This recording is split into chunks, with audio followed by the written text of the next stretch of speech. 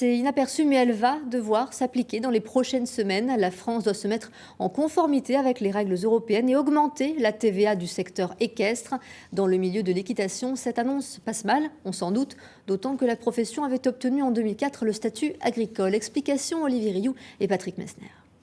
D'habitude, quand on parle de TVA, on pense aux restaurateurs, moins aux centres équestres. Et pourtant, Bruxelles vient de sommer la France d'augmenter la TVA sur l'équitation de 7 à 19,6%. Un changement de fiscalité décidé au Parlement européen et les conséquences concrètes sur le terrain.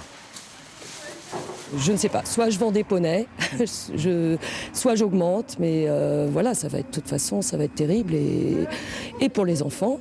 Parce que certaines familles se privent quand même pour pouvoir payer l'équitation à leurs enfants, ou pour notre infrastructure, si je dois baisser ma marge. Cette décision de la Commission européenne repose sur un critère. Les chevaux n'étant pas destinés à la consommation, l'équitation doit être taxée plus.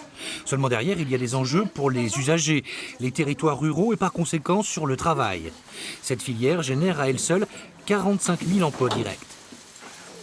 Direct donc par les salariés des centres équestres et indirect par tout ce qui est à côté, c'est-à-dire maréchal ferrant, vétérinaire, agriculteurs à qui on achète le fourrage, tous les céréaliers, enfin j'en passe et des meilleurs, parce que maintenant on a les ostéopathes, les dentistes équins, etc. Donc avec cette hausse, il va y avoir des emplois qui vont disparaître. Le petit carrousel de Fabienne a ouvert ses box en juillet dernier. 200 000 € d'investissement. Un centre ouvert à l'année, 115 adhérents et une fierté. Pratiquer des petits prix. 12 € la séance, loin de ceux pratiqués par l'Allemagne ou la Hollande, plus du double.